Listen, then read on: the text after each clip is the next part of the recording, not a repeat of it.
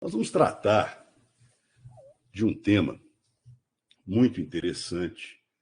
Os senhores devem ter analisado o Direito Civil 1, quando o colega discente analisou o artigo 50 do Código Civil, mas aqui no Direito Empresarial nos cabe fazer uma análise um pouco mais detalhada da desconsideração da autonomia patrimonial. Esse instituto... antes, os senhores têm alguma dúvida sobre o que nós tratamos a respeito da personalidade jurídica no encontro de segunda-feira? Professor, boa noite. Você poderia aumentar um pouco o slide, um zoom, por favor? No Zoom? Sim. Lá embaixo. Isso. Isso. E agora ficou desfocado. Um pouquinho menos, mas já vai estar ok. Melhorou, Márcio? Melhorou? Peraí, eu posso subir isso aqui. Esse PowerPoint é tão chatinho. Pronto. Ficou mais visível? Sim, obrigada, viu? Ela agradeceu. Nada. Então, os senhores têm alguma dúvida sobre o que nós discutimos a respeito da personalidade jurídica no último encontro? Eu cheguei a passar no e-mail dos senhores, até gostaria que verificassem se receberam, aquele processo que eu mencionei do Estado, em que eu discutia essa questão, essa confusão a respeito dos entes despersonalizados, dos sujeitos despersonalizados de direito. Os senhores receberam no e-mail? Passei na própria segunda-feira. Alguém poderia confirmar?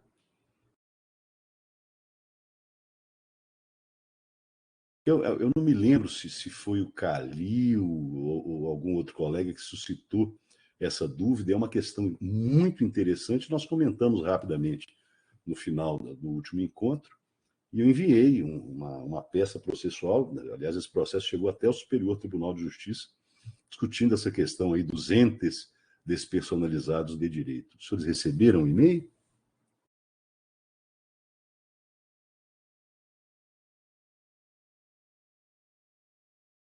O professor, foi eu mesmo que até questionei, mas eu ainda não tive tempo de abrir o e-mail. Mas eu acho que nós recebemos sim. Eu vou Que bom. dar uma olhadinha nele esse final de semana. Você vai gostar. Lá há uma explicação bastante detalhada de toda essa confusão doutrinária e jurisprudencial a respeito desses entes despersonalizados de direito, com várias citações bibliográficas, principalmente a do Lamartine Corrêa de Oliveira.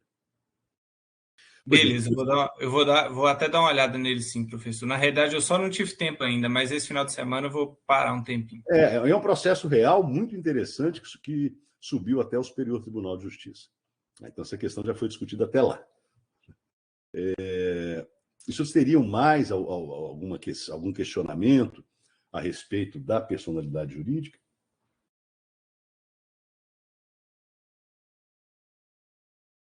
Podemos prosseguir? Então, vamos lá. Nós vimos no último encontro a importância da autonomia patrimonial conferida pela personalidade jurídica das sociedades empresárias, importância não só histórica, né, desde 1600 e pouco na Holanda, mas inclusive a importância que foi reconhecida pelo direito positivo agora na Lei de Declaração da Liberdade Econômica, com a inserção do artigo 49A no Código Civil. Realmente é muito importante, porque a autonomia patrimonial ela incentiva a atividade empresarial, justamente por permitir uma pré-determinação de risco. Então, quem quer investir na atividade empresarial sabe que o máximo que pode vir a perder é aquele capital investido, não o restante do seu patrimônio pessoal. Isso, sem dúvida, incentivou historicamente o empreendedorismo e continua a incentivar. Mas eu costumo dizer, aprendi isso com a minha mãe, né? Se me perguntar, então a autonomia patrimonial é um instituto muito bacana? Depende. A melhor resposta em direito é depende. Porque de onde que eu estou querendo chegar? Às vezes, a autonomia patrimonial, tão importante para o desenvolvimento histórico da humanidade, veio sendo malversada. E, diante da malversação, principalmente, dessa autonomia patrimonial, é que foi sendo criada a teoria da desconsideração da personalidade jurídica, é mais conhecida como Desregard Doctrine, porque essa teoria é criação dos países da Common Law. Então, eu vou contar rapidamente as origens históricas desta teoria. Vamos analisar algumas definições, eu vou propor uma síntese, né, uma definição em que eu sintetizo aí 40 autores, esse é um tema que eu sempre gostei muito, muito de estudar. Mas primeiro vamos compreender a história da teoria de desconsideração. O primeiro caso que houve a desconsideração da personalidade jurídica, inclusive esse caso não é tão famoso, não é muito citado na doutrina brasileira, foi um caso em 1809. Nesse caso, a Suprema Corte Americana desconsiderou, para fins processuais, a personalidade jurídica das corporações, mas para fins de manter a jurisdição sobre as corporações nas cortes federais. Então, como foi um caso em que foram analisados mais aspectos processuais para fins de definição de competência, esse caso não ficou lá tão famoso. O caso que realmente chamou a atenção da comunidade jurídica foi um caso que teve lugar em 1897 na Inglaterra. Esse caso do Salomão versus Salomão e Co. Eu vou sumariar. Hoje, os senhores pesquisam muito melhor do que eu na internet, vocês vão encontrar muitas informações, mas o caso é mais ou menos o seguinte. O Salomão era o equivalente britânico do nosso empresário individual, pessoa física, como já tivemos oportunidade de analisar. Então, ele era um sole trader, era, portanto, um empresário individual. O caso do Salomão versus Salomão, Natália.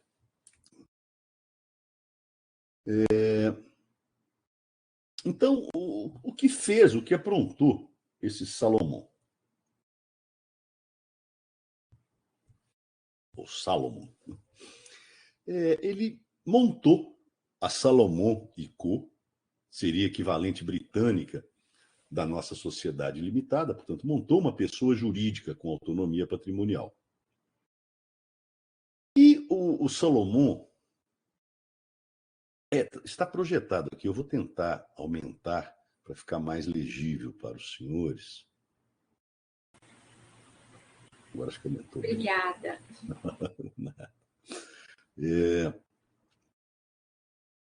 O que o Salomão aprontou? Ele montou, portanto, a pessoa jurídica, Salomão e Co., e, ao invés de integralizar bens imóveis que eram dele, pessoa física, na pessoa jurídica, ele fez um empréstimo, né, para Salomão e Co., e ficou como credor hipotecário. Coisa meio estranha. Aí o que aconteceu? Não se sabe, ao que parece, isso tudo foi arquitetado de má fé. Ao que parece. É um caso antigo, ao que parece, ao que pareceu aos julgadores de primeiro e segundo grau na Inglaterra. Então vejam que coisa um pouco mal cheirosa. O Salomon monta Salomon e Co. Ele era o controlador, o sócio majoritário. E colocou lá, salvo engano, uma tia dele, uma parente dele, com um percentual pequeno, para ter autonomia patrimonial decorrente da personalidade jurídica. Mas ficou como credor privilegiado, credor hipotecário da companhia, né, da Salomon e Co., que nada mais era do que um alter ego do Salomon, pessoa física. Aí, a Salomon e Co., a pessoa jurídica, quebrou e não pagou seus credores. Vários credores tentando receber os seus créditos. Aí o Salomon falou, olha, eu é que vou receber. A única coisa que restou, salvo engano, era o imóvel da Salomon e Co.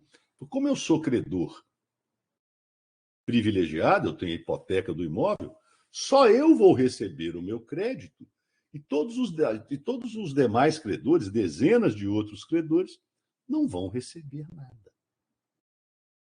Não cheirou bem essa jogada, concorda? Tanto que o judiciário inglês, em primeiro e segundo graus de jurisdição, salvo engano, eu li muito sobre esse caso já há algum tempo, disseram, pera lá, autonomia patrimonial não pode ser um véu para encobrir fraudes, isso está cheirando mal. E o senhor Salomon, o senhor não vai receber. A Salomon e Co. é um alter ego que o senhor criou para fraudar credores. Então, quer saber? Nós vamos desconsiderar aqui a autonomia patrimonial. Quem vai receber são os seus credores, o senhor não vai receber nada. Nesse caso, a autonomia patrimonial deve ser desconsiderada. Só que a House of Lords, o Supremo inglês, acabou revertendo essas decisões inferiores. Disse, não, a autonomia patrimonial é absoluta. Os credores vão ficar a ver navios e o Salomon vai receber, não vai ter seu patrimônio pessoal afetado e vai receber o seu crédito. Então, na verdade, esse caso do Salomon versus Salomon e Co., ele não é um leading case, ele não é o caso pioneiro da desconsideração. Mas esse caso chamou muita atenção na Europa, à época. E dois professores, um professor alemão, o Rolf Serig, defendeu, escreveu sobre esse caso, foi muito rumoroso. O Rolf Serig defendeu uma tese, apresentou, desculpa, uma tese à Universidade de Tübingen, na Alemanha, com um título algo assim, Forma Jurídica e Realidade das Pessoas Jurídicas, contribuição de direito comparado à questão da penetração destinada a atingir pessoas ou objetos atrás da pessoa jurídica. Mas que os alemães adoram títulos grandes. Essa tese chamou muita atenção na Alemanha. Posteriormente, o professor italiano Piero Verrucoli também apresentou uma tese, salvo engano, na Universidade de Pisa. Esse livro eu tenho, italiano, porque italiano dá para a gente ler com tranquilidade. Né? Eu não sei falar, agora eu entendo praticamente tudo que os italianos falam e dá para ler tranquilamente com a ajuda de um dicionário. Esse livro está à disposição para quem quiser fazer uma pesquisa. O livro se chama, eu vou traduzir aqui, a superação da personalidade jurídica da sociedade de capital na common law e na civil law. E daí, senhores, a teoria da desconsideração se irradiou para os países da civil law, e eu não posso deixar de mencionar que quem foi pioneiro na introdução da teoria da desconsideração aqui no Brasil foi o grande professor Rubens Requião, professor do Paraná. Durante décadas era, inclusive, o manual de direito comercial do professor Requião era o mais adotado pelos alunos aqui da Federal de Uberlândia. E na década de 70, o professor Rubens Requião, então vejam como essa teoria é recente aqui no direito brasileiro, introduziu isso num livro com vários pareceres e artigos do professor Requião. E daí, essa teoria se irradiou na doutrina e na jurisprudência brasileiras. E se irradiou para o mundo. Né? No direito italiano, fala-se superação da personalidade jurídica. No direito francês, fala-se mais em mise à l'écart de la personnalité morale. No direito argentino, é mais conhecida como teoria da penetração ou desestimação da personalidade. Então, como eu dizia, o professor Rubens Requião introduziu a teoria da desconsideração na doutrina brasileira. O livro do Lamartine Corrêa de Oliveira é uma obra-prima sobre a personalidade jurídica e sua crise. E vamos, feito esse esforço histórico,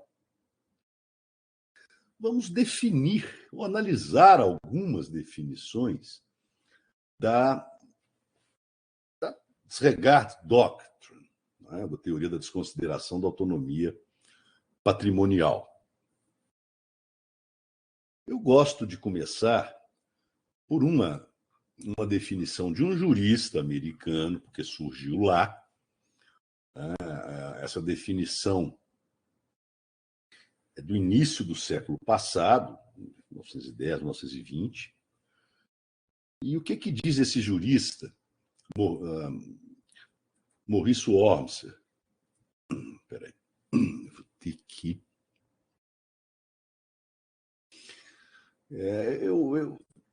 me parece uma definição muito interessante do Wormser. O que ele diz? Vou enxergar aqui, complicado. Quando o conceito da entidade corporativa é empregada para fraudar credor, para evadir uma obrigação existente, para enovelar uma regra, um estatuto, para adquirir ou perpetuar monopólio, ou para proteger desonestidade ou crime, as cortes, os tribunais, vão alguém poderia me ajudar? Vão perfurar a teia da entidade. E irão considerar daí Disregard Doctrine. Né? Irão considerar a companhia corporativa como uma associação de homens e mulheres acionistas, como uma associação de... eles usam os predicados antes, né? Deixa eu tentar melhorar a tradução online. Irão considerar a entidade, a corporação, a companhia, como uma associação de homens e mulheres vivos, ativos, né? Como os homens e mulheres que são os acionistas, como pessoas vivas, ativas e ativas, as pessoas físicas. E farão justiça, as cortes farão justiça entre as reais pessoas. Então, a ideia básica é a ideia de perfuração da teia da personalidade jurídica em casos de fraudes, descumprimento de obrigações legais, desonestidade, crime. Nesses casos, a autonomia patrimonial cede.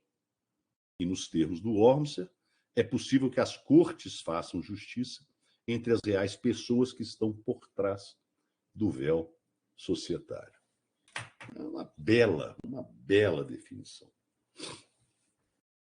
E, como não poderia deixar de ser, eu vou projetar para os senhores uma definição do professor Requião, extremamente técnica e enxuta.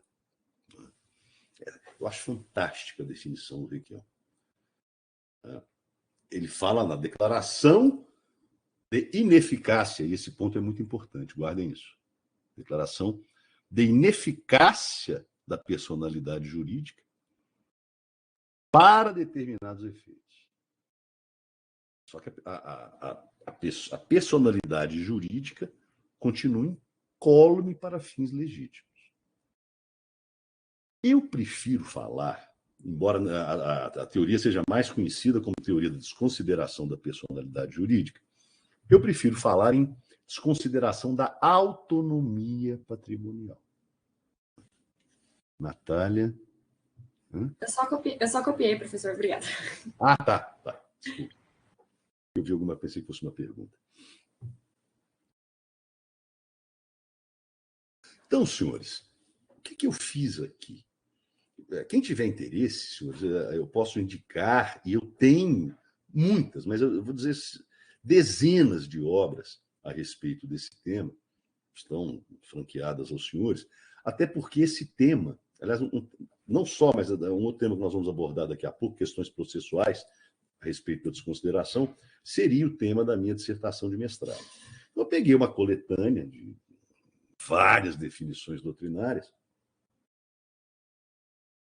e isso é uma síntese do que dizem diversos doutrinadores. Eu prefiro falar em desconsideração da autonomia patrimonial. E usando a terminologia do Requião, ineficácia episódica. Depois eu vou explicar por que isso é importante. Aí, senhores, diante de fraude, abuso de direito, ilegalidade, confusão patrimonial, desvio de função, para que se desconsidera?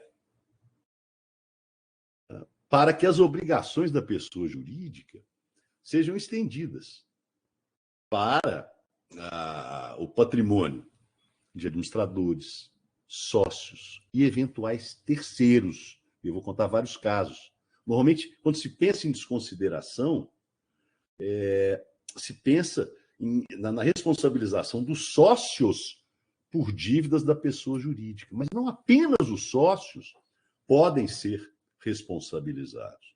Eventualmente, ex-sócios. Os sócios de fato, sociedades do mesmo grupo econômico. Então, a ideia básica é desconsideração da autonomia patrimonial para a responsabilização de terceiros. Via de regra, os sócios, mas não só. Às vezes, ex-sócios, sócios de fato. E eu acho muito interessante essa colocação do Lamartine, que eu acabei passando para os senhores a dupla crise da pessoa jurídica, né, o nome da obra. Essa pergunta é muito interessante. Será que quem agiu realmente agiu no interesse da pessoa jurídica? Ou ela foi um instrumento para fraudar? Essa é uma pergunta inteligentíssima. Então, vejam, senhores, vamos aprofundar essa tentativa de definição, porque todo conhecimento científico é sempre uma tentativa, uma teoria. Professor, o que eu queria questionar é o seguinte: a Lei de Liberdade Econômica, em 2019, ela trouxe algumas mudanças, né, no âmbito da desconsideração da personalidade jurídica. Sim. E aí, assim, eles falam, né, Aqui, já vi ó.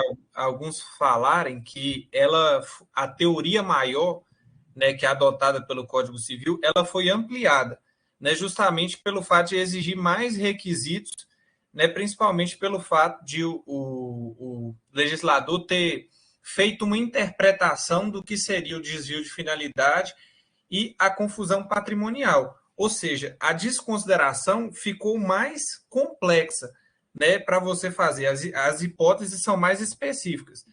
E o que eu queria saber, assim, seria mais um parecer.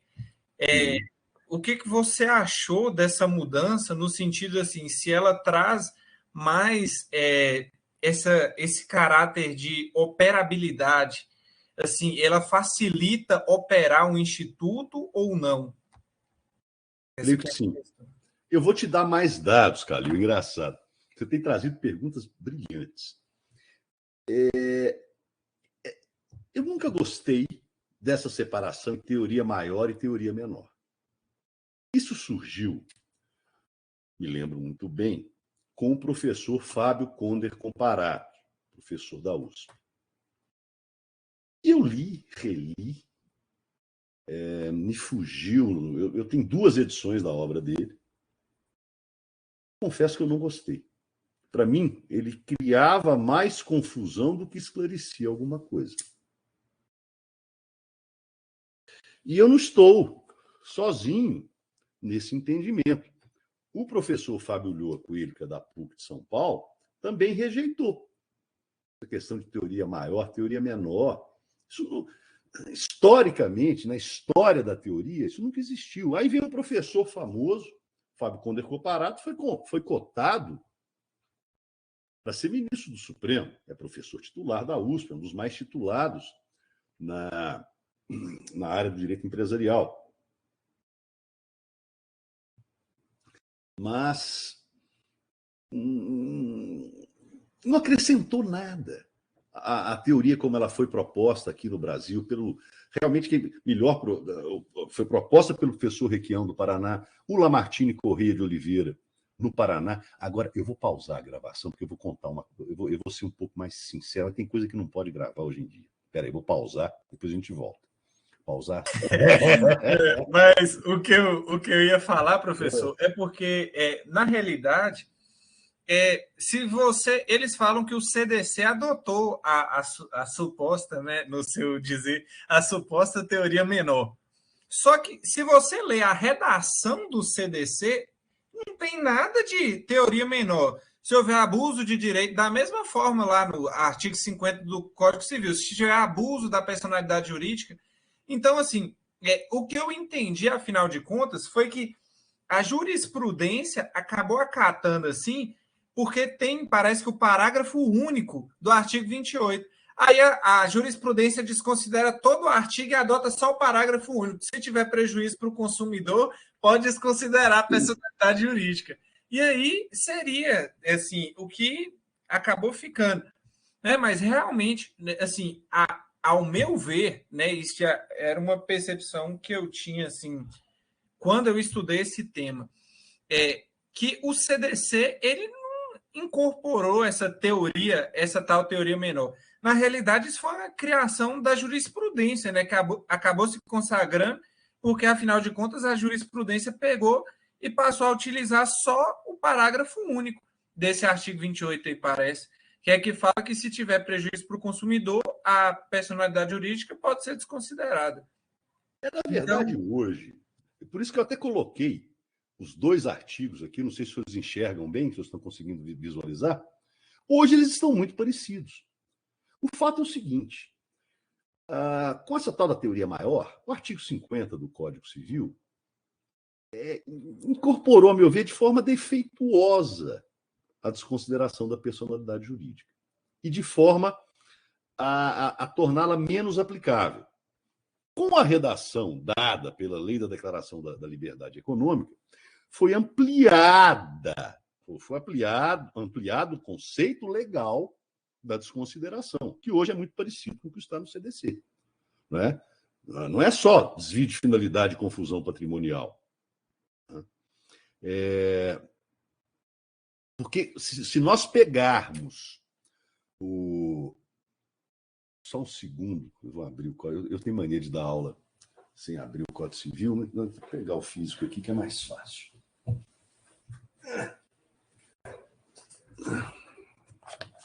Veja,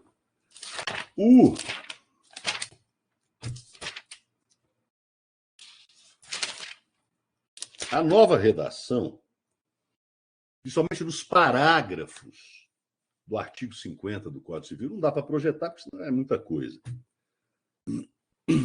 Então, houve uma ampliação de conceitos. Então, olha, desvio de finalidade é a utilização da pessoa jurídica com propósito de lesar credores e para a prática de atos ilícitos.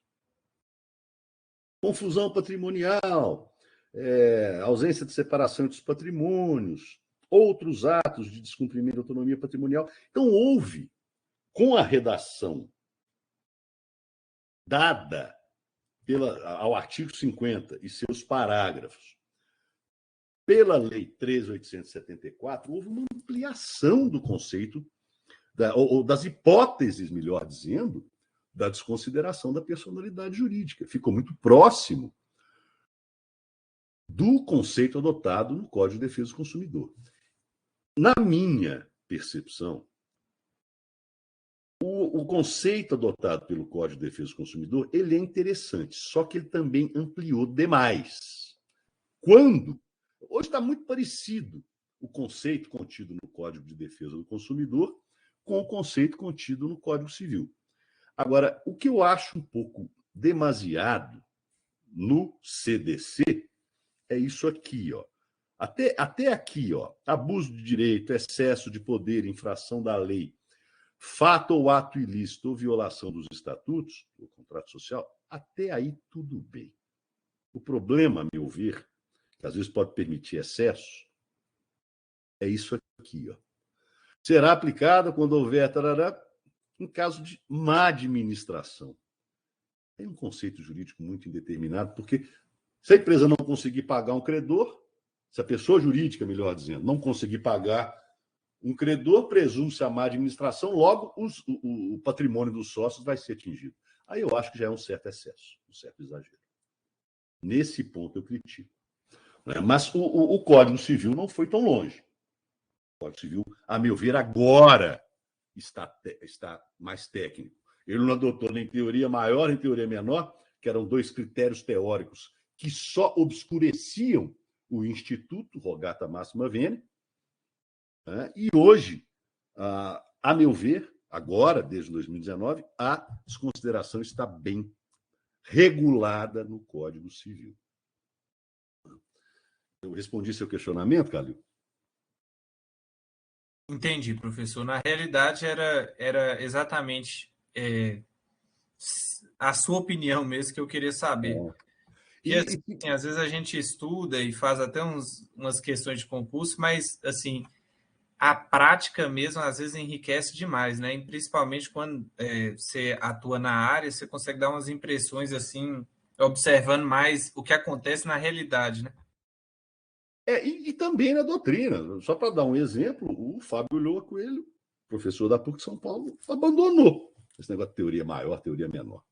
A meu ver, isso aí só obscurecia. Mas vamos voltar. Eu quero voltar à conceituação, se vocês me permitirem.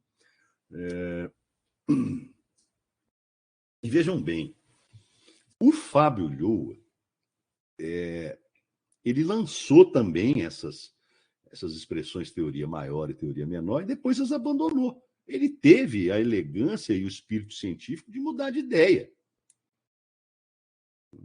Não falava, a teoria maior é da antiga redação do artigo 50 do Código Civil. A menor seria do Código de Defesa do Consumidor. Não. Então, e ele até adota, acho que ele foi gentil com o comparato. Ele fala que haveria uma formulação subjetiva, que seria o uso fraudulento ou abusivo da personalidade jurídica, uma formulação objetiva proposta pelo comparato. Mas não é nada disso. O fato é o seguinte, o comparato criou um critério que não foi um mau critério. Eu me lembro, aí vou contar mais um caso. Nós tínhamos um professor muito querido, além do professor Willy Duarte Costa, fui estagiário dele, que me colocou as fraldas no direito. Um outro professor muito querido na UFMG, grande professor, era Osmar Brina Corrêa Lima. O professor Willy Duarte Costa, ele tinha um código comercial comentado pela Saraiva, pela Forense, está lá no escritório, que era lido em todos os países de língua portuguesa. Eu tive a honra de trabalhar com o professor Willy. Eu fui estagiário dele, advoguei no escritório dele. Estudei igual um maluco para conseguir o estágio. E o professor Osmar Brina Corrêa Lima era muito querido. O professor Osmar Brina lecionava sociedades anônimas, direito societário como um todo.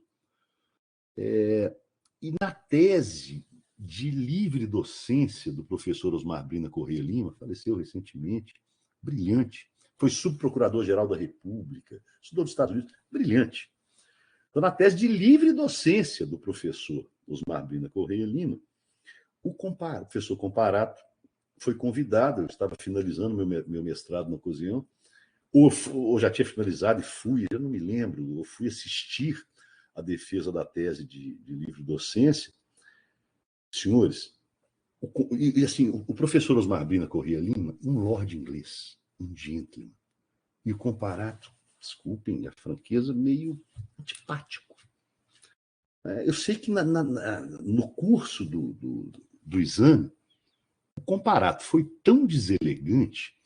Teve uma hora, eu já não me lembro se eu virei, foi para o professor Osmar Brina Corrêa Lima, ou para o filho dele, o Sérgio, que é meu amigo, hoje foi meu calouro, hoje é professor no FMG. Pô, tô com vontade de dar uma porrada nesse examinador, que cara indelicado. Bom, agora é o último caso que eu conto a respeito desses professores, mas é bom os senhores ouvirem casos de professores que são a nossa referência no direito empresarial. Mas eu gostaria, vamos voltar um pouquinho, então esqueça esse negócio de teoria maior, teoria menor, só cria confusão. Vamos tentar entender o que é realmente a desconsideração.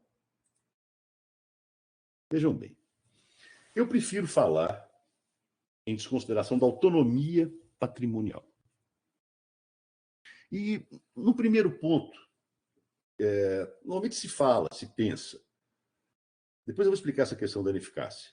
Isso é um ponto importante. O outro ponto importante é que a desconsideração destina-se a atingir o patrimônio de terceiros. Todo mundo só pensa nos sócios da pessoa jurídica. Aliás, são as hipóteses mais comuns, mas não são as únicas. E quando essa teoria foi formulada aqui no Brasil, principalmente pelo Requião, pelo Lamartine, que foram os doutrinadores pioneiros, e hoje a desconsideração é amplamente adotada pelos tribunais, às vezes até de forma ampla demais. Mas primeiro vamos compreender a teoria em sua pureza, em seus conceitos mais, vamos dizer, a meu ver, mais corretos, e ao ver de alguns outros professores. Vejam. Então, eu prefiro falar em responsabilização do patrimônio de terceiros. É mais amplo do que sócios. Por que eu digo isso? Vamos dar alguns exemplos. Vamos falar, em primeiro lugar, de ex-sócios. E devemos compreender isso com a necessária cautela.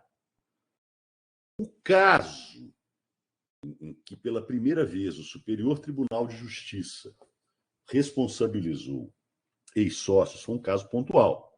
Responsabilizar ex-sócios. Responsabilizar sócios é sempre excepcional. Essa teoria é uma exceção à autonomia patrimonial que vimos no último encontro. Via de regra, são responsabilizados sócios. Ex-sócios, aí a hipótese é mais excepcional ainda, mas não impossível de acontecer. E o caso concreto, onde o Superior Tribunal de Justiça responsabilizou ex-sócios, excepcionalmente, foi o seguinte. Foi um caso que teve muito rumor midiático do mundo inteiro. Os senhores talvez não se lembrem, porque já tem muitos anos.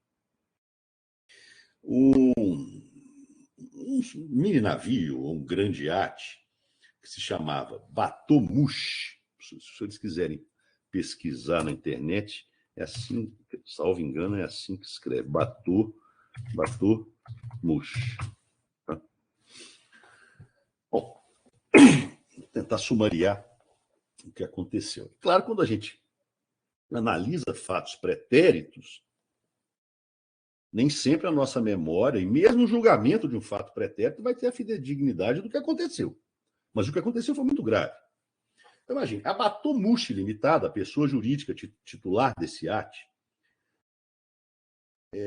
o que aconteceu com o iate, em primeiro lugar?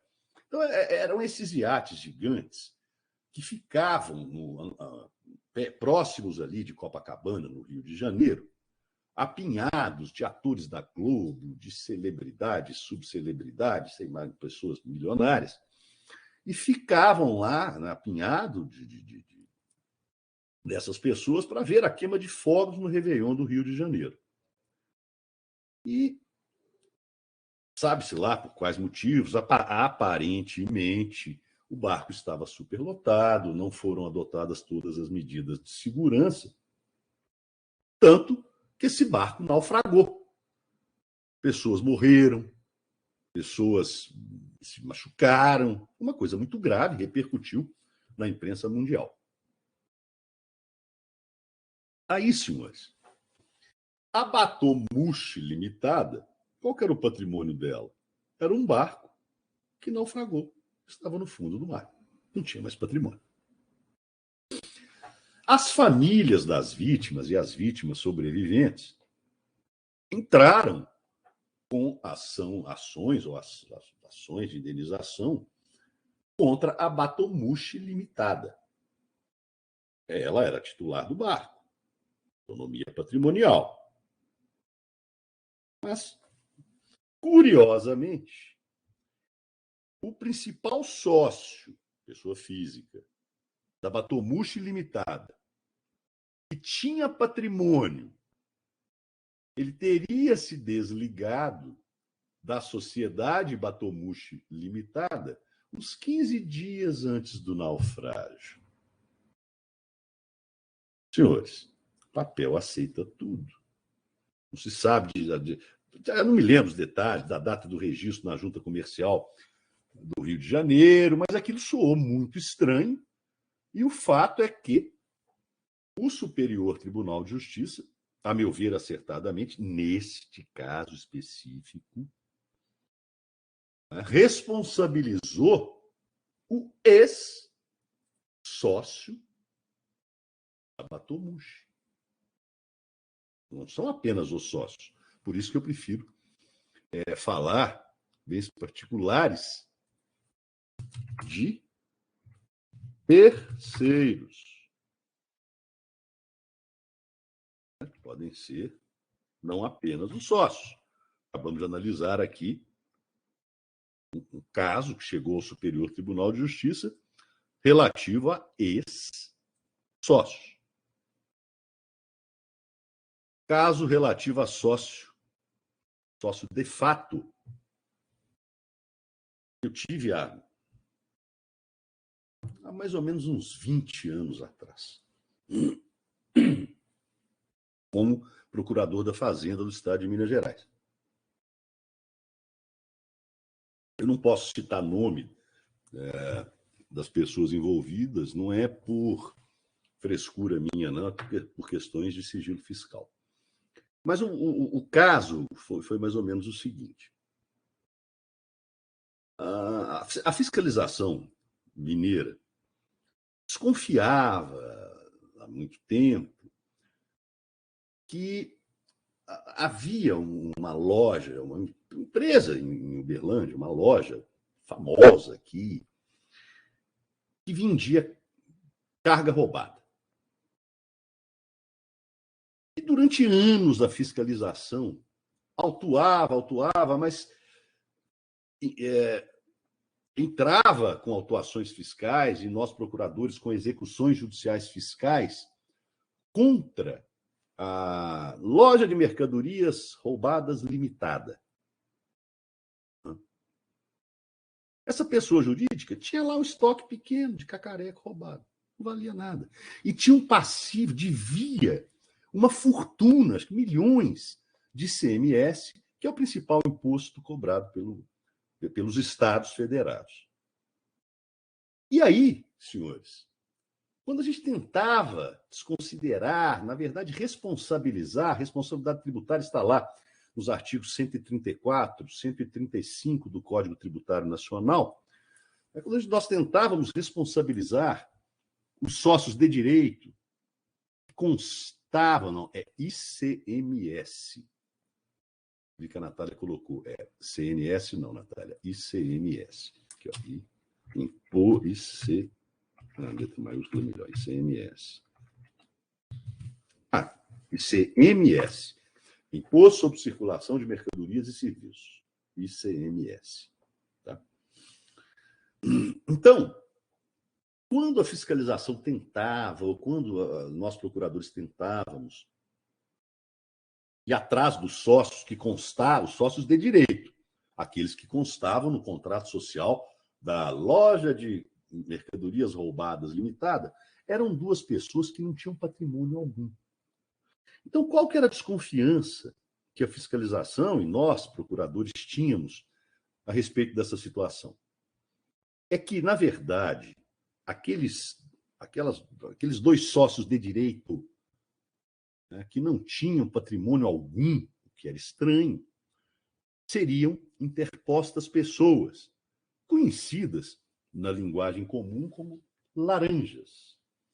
Então, havia uma forte desconfiança que aqueles sócios de direito, lá da loja do roubo limitada, né, seriam laranjas do real dono, que era uma pessoa abastada, que vivia em festas, coisas de futebol. Havia essa desconfiança. Mas nós não conseguimos provar. Até que um dia havia um fiscal que estava mais indignado com essa situação, ele foi na minha sala, na procuradoria, falou: Combá, esse caso já está virando um absurdo, todo mundo sabe quem é o que coordena o roubo de cargas na região, é o fulano, nós temos... Esse caso me dá muita raiva. Nós temos tentado provar, mas nós não conseguimos, ele é liso, nós achamos, ele é um criminoso, além de roubo de cargas, faz várias outras coisas. E nos ajude, o que nós podemos fazer? Nós temos praticamente certeza que é o fulanão lá, né, que coordena o roubo de cargas. Naquela loja ele desova um pouco e o resto ele manda para o Paraguai, para outras localidades, e vende uns cacarecos na lojinha que fica no centro de Uberlândia. Falei, bom,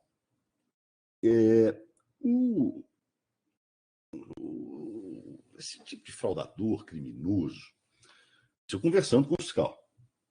Vamos tentar fazer o seguinte. Normalmente essas pessoas que vivem na criminologia patrimonial, na criminalidade patrimonial, elas são muito ciosas do próprio patrimônio.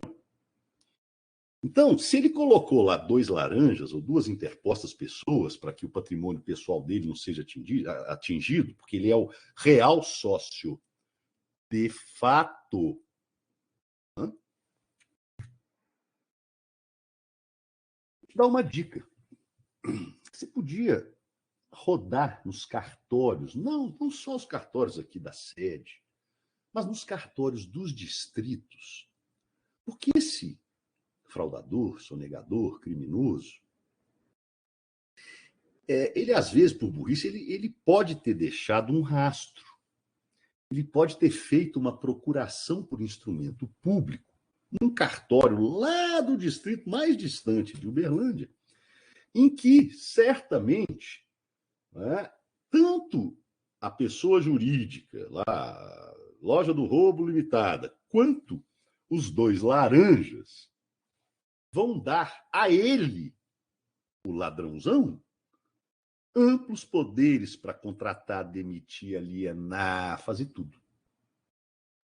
Aí o fiscal, pode deixar, Combá. vou rodar todos os cartórios, vou diligenciar isso, e se existir essa procuração, nós vamos achar. E dito e feito, passados aí um mês, passado um tempo, volta na minha sala esse fiscal radiante. Tá aqui, olha, procuração por instrumento público. Burrice do criminoso. Porque ele poderia ter simplesmente uma procuração por instrumento particular. Mas por segurança, ou seja, o criminoso quis se assegurar contra os próprios laranjas, porque laranja morre, casa, dá problema, fica ambicioso. Então ele fez por instrumento público num cartório lá. Não lembro se era da períferia, se era do distrito aqui, ou era em Catalão, uma cidade próxima, ou num distrito próximo aqui, dentro do município de Uberlândia. A cara do fiscal de alegria, e a minha também, né? Aí nós conseguimos, fizemos autuações fiscais, administrativas, incluindo esse sócio de fato, esse criminosão, pedi nas execuções fiscais, expliquei, olha, isso aqui é caso de desconsideração da personalidade jurídica, porque tem um passivo tributário gigante e o sócio, de fato, é o criminosão. Os sócios de direito que constam no contrato social são interpostas pessoas, são laranjas. E, senhores,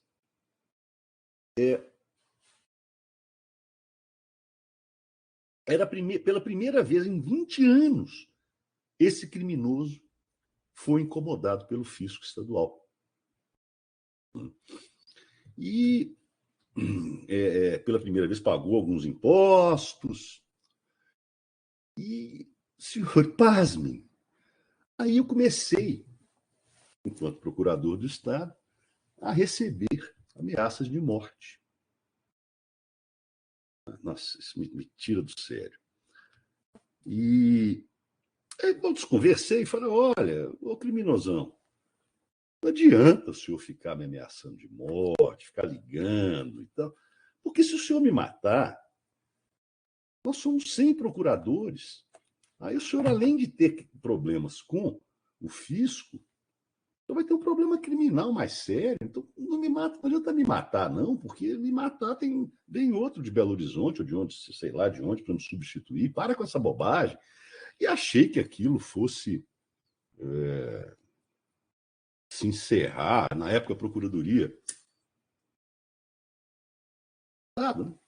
queria que eu andasse com policiais militares para fazer segurança.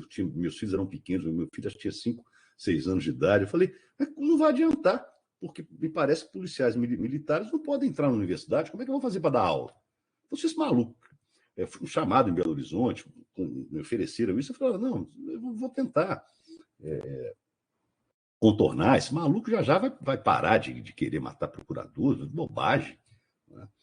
Mas, senhores, vejam que os senhores acreditam que esse sem vergonha tentou sequestrar meu filho no Praia Clube? Aí meu filho se lembra disso. Isso me indigna de uma maneira. Mas, bom, o fato há alguns criminosos que não têm limite. Sabe? Eu fiquei assim, extremamente chocado. E depois isso teve outras repercussões também. Depois fui processei o criminoso, foi lá, falou mal de mim, me causou uma série de problemas abjetos por causa da palavra de um criminoso dessa mesma organização de roubo de carga. É uma loucura, é uma loucura.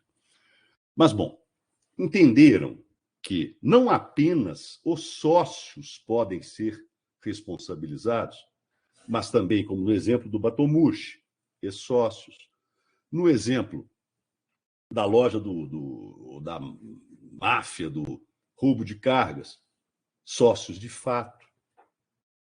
Então, por isso que eu prefiro falar em terceiros. Que engloba sócios, ex-sócios, sócios de fato. Também, senhores, sociedades do mesmo grupo econômico, seja ele de fato ou de direito.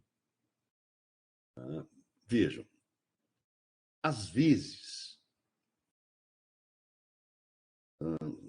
há grupos, um grupo econômico, esse até de direito, mas eu não vou entrar nisso agora, não. Não vou confundir a cabeça dos senhores. Mas um grupo que os senhores conhecem muito, é um grupo muito famoso na nossa região, é o Grupo Algar. E o Grupo Algar tem empresas de telefonia, tem empresas de agronegócio, uma série de empresas. Isso é um grupo econômico. Mas suponham que um outro determinado grupo, porque o Grupo Algar me parece ser um grupo muito sólido, muito idôneo,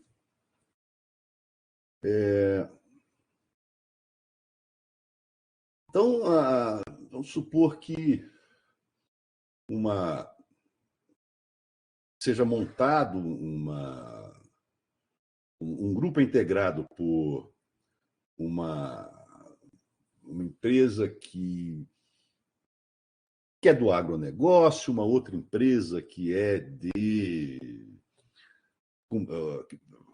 uma fazenda e tem uma loja de implementos agrícolas. Tudo controlado pelo mesmo grupamento societário, ou às vezes pelo mesmo controlador. Então, tem uma fazenda e tem uma loja de implementos agrícolas. Aí, senhores, suponham que a loja de implementos agrícolas, de uma hora, isso acontece, viu? De uma hora para outra, encerra suas atividades sem pagar os seus credores, sem pagar sequer seus funcionários. Esses credores, sejam eles credores cíveis, tributários, trabalhistas, uma vez demonstrada a existência do grupo econômico, ainda que seja de fato, podem tentar atingir o patrimônio da sociedade que é titular da fazenda. Essa é a ideia de se atingir o patrimônio de sociedades do mesmo grupo econômico. Então, no primeiro momento, eu gostaria que os senhores entendessem que a desconsideração da autonomia patrimonial se dá para que as obrigações da pessoa jurídica, que não tem patrimônio suficiente, para pagar seus credores, essas obrigações, então a autonomia patrimonial vai ser desconsiderada para que bens de terceiros sejam atingidos. Via de regra, os sócios, mas não só. E muito mais excepcionalmente, sócios. Sócios de fato que não constam no contrato social, sociedades do mesmo grupo econômico. E, senhores, a teoria da desconsideração ela nunca tentou ser exaustiva. Ela sempre buscou apontar nortes. Podem surgir outros casos de terceiros. Né?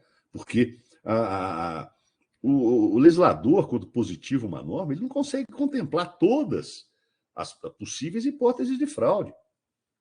No direito penal, há aquele princípio da legalidade estrita, e tem que ser. Tem que ser.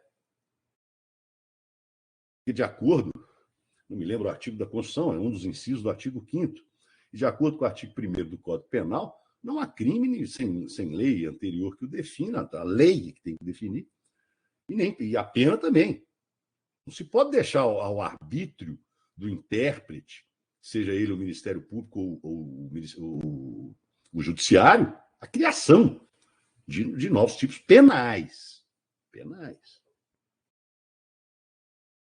No direito privado é diferente. No direito privado, nós estamos habituados a trabalhar com alguns conceitos jurídicos indeterminados. Por isso que eu prefiro falar em terceiros. Via de regra, sócios, em alguns casos, administradores, sócios de fato, sociedades do mesmo grupo econômico de fato de direito. E por isso que eu coloquei um etc. Então, desconsideração da autonomia patrimonial para a responsabilização de terceiros. A voz já está acabando, me desculpe. Lembrei desse cascata. Bom.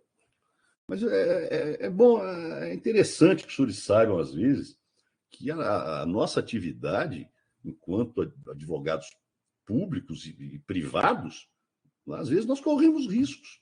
Às vezes você desagrada uma pessoa que você a processou e a pessoa te cria um problemão. Isso me aconteceu 2 vezes. 2 ou 3. 2 ou 3. Mas, como dizia, salvo engano, Sobral Pinto, a advocacia não é para os covardes. Realmente não é. Não é. Vamos aprofundar ainda um pouco mais. Vimos esses conceitos que hoje estão próximos. O conceito positivo da desconsideração no Código de Defesa do Consumidor é um pouco mais ampliado do que o do Código Civil.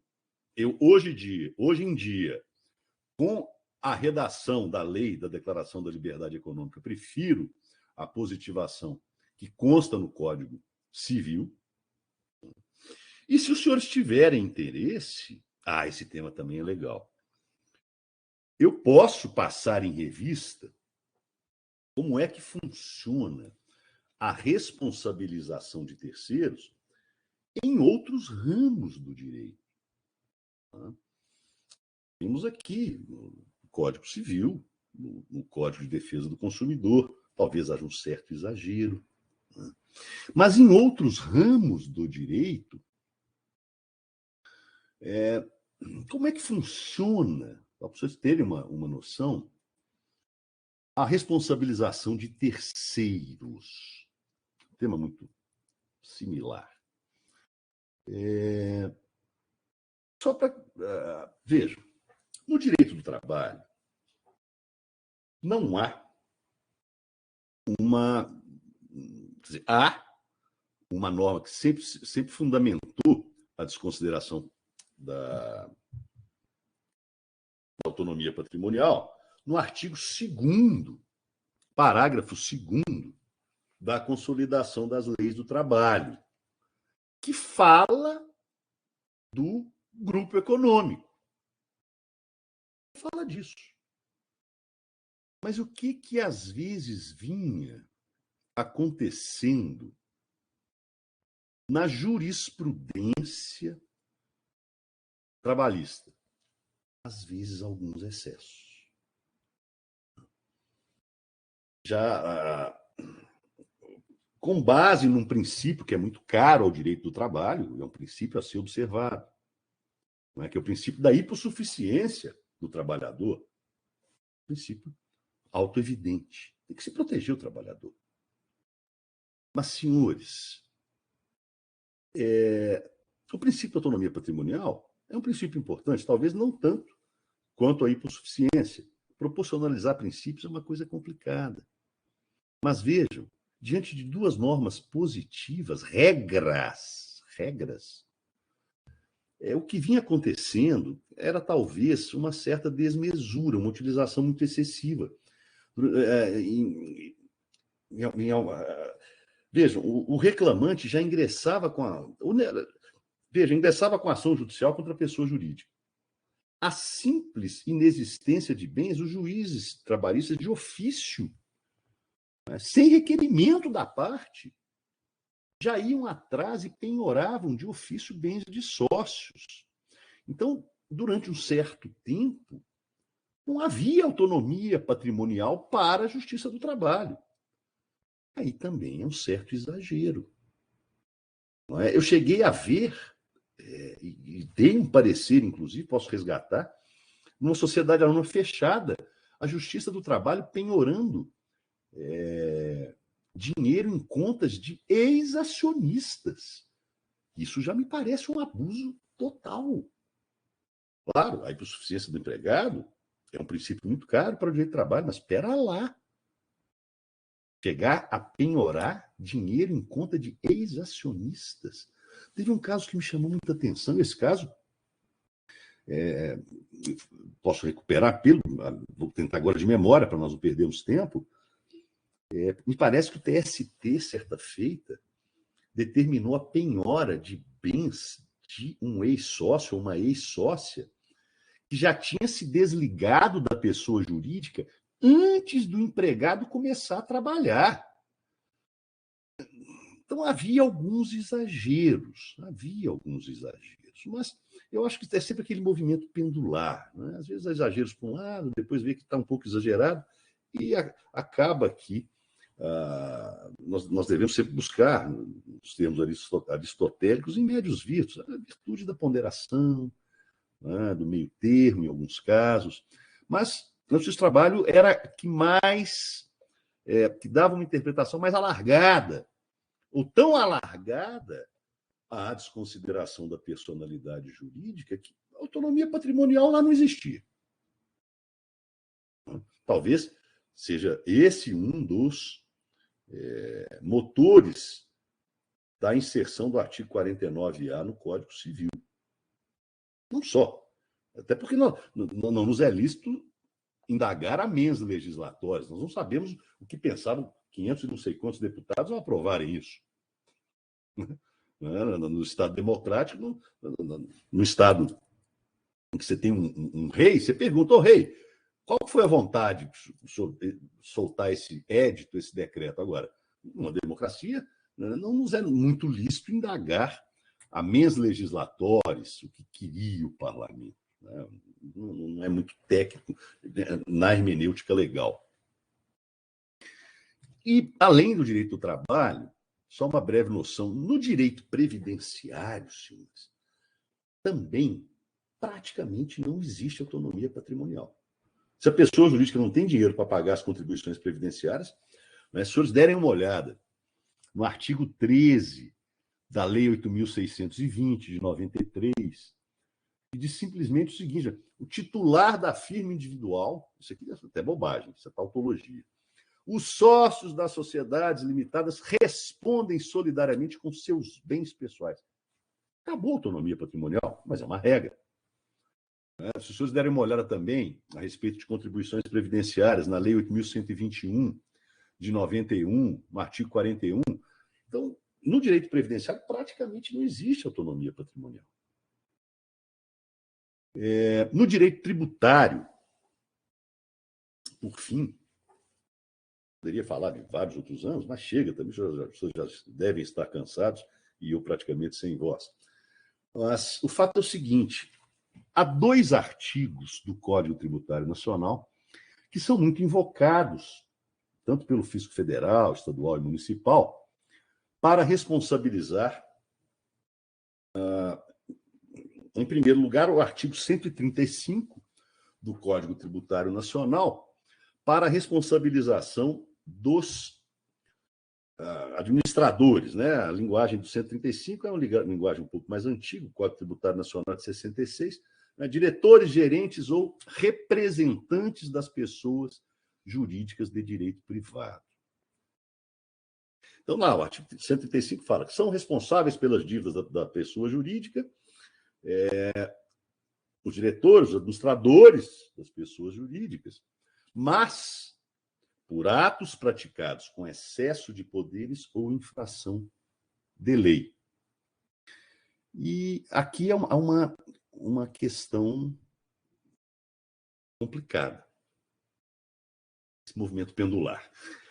Quando a obrigação tributária, a obrigação ex lege, é a lei que impõe o dever de pagar tributos. É diferente de uma obrigação ex voluntate, quando as partes sentam para negociar um contrato e se autoimporem obrigações. É diferente. Uma coisa é obrigação ex voluntate, a obrigação tributária é sempre ex lege. Então, o entendimento que vigorou aí até final da década de 90, ou meados da década de 90, inclusive até o final da década de 90, início dos anos 2000, era o seguinte: a obrigação tributária é uma obrigação prevista na lei. Então, se a pessoa jurídica não recolhe tributos, isso é violação à lei. Logo, o administrador é responsável pelas dívidas da pessoa jurídica. Segurou durante muito tempo esse entendimento. Tanto que, nos meus primeiros anos na Procuradoria da Fazenda do Estado, uma das minhas funções é entrar com execuções fiscais contra pessoas jurídicas, contra contribuintes, para cobrar ICMS. Então, nós já entrávamos com a execução fiscal contra a pessoa jurídica e o sócio administrador. Cara, aí, senhores, pela valorosa atuação dos advogados tributaristas, a jurisprudência do Superior Tribunal de Justiça começou a separar o seguinte: Uma coisa é sonegação fiscal. Outra coisa é inadimplemento tributário. E a jurisprudência do Superior Tribunal de Justiça foi se aprimorando, né? E hoje o entendimento é o seguinte: o fisco, seja ele federal, estadual, municipal, pode até responsabilizar o sócio administrador invocando o artigo 135 do Código Tributário, mas em casos de sonegação. Em casos em que a pessoa jurídica houve um mero inadimplemento, né, a sociedade empresária declarou os tributos, teve sonegação. Porque quem declara o montante a pagar de ICMS é o próprio contribuinte, como nós declaramos o imposto de renda. Nós trabalhamos, inclusive declaramos tudo para o fisco. Aí, se por qualquer motivo, porque a pessoa jurídica também, a sociedade empresária, tomou um cano, aí ela priorizou, às vezes, o pagamento dos salários, não conseguiu pagar o tributo, isso não gera responsabilização tributária do sócio administrador. E ainda é o entendimento vigente. Mas devo registrar aqui, com muita estupefação, né, e discutam isso com os professores de direito penal, me parece, vejam, se não há nem responsabilidade tributária, responsabilidade penal com menor razão. Mas me parece, eu participei antes da pandemia de uma banca com a professora Marcela Cunha Guimarães, brilhante professora de direito tributário, foi minha estagiária, minha aluna, brilhante. Ela brinca, ela foi a primeira combazinha, trabalha para danar, e estuda muito. E ela que me noticiou que o Supremo mudou de ideia e falou: não, olha, se a pessoa jurídica se torna inadimplente do ICMS, tem responsabilidade penal. Eu falei: Marcela, pensava-se assim em 94, quando eu entrei na Procuradoria. Depois os tribunais mudaram de opinião. Voltou a responsabilização penal. Mas se não tem nem a tributária. É um bom tema para que os senhores discutam, portanto, com os professores de direito tributário, de direito penal. Me assustou muito essa guinada punitivista do Supremo Tribunal Federal. Eu fiquei, assim, assustado. Foi um regresso ao que se pensava em 94. Mas a jurisprudência oscila, senhores. A jurisprudência evolui, às vezes involui. Essa é uma das belezas da ciência do direito. Está sempre a evoluir, às vezes involui, mas a tendência notada desde o iluminismo foi uma evolução muito grande da ciência jurídica, sempre na busca da garantia dos direitos fundamentais e dos direitos humanos. Então, nós vamos continuar falando, porque o tempo já se esgotou, da desconsideração da personalidade jurídica, e vamos tratar de um tema interessantíssimo no próximo encontro, que são os aspectos processuais, da aplicação processual da desconsideração da personalidade jurídica. Os senhores compreenderam o que foi discutido aqui hoje? Tem alguma dúvida? Gostariam de mais algum comentário?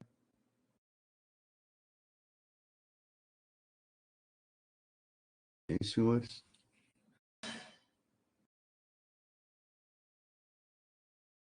Podemos encerrar?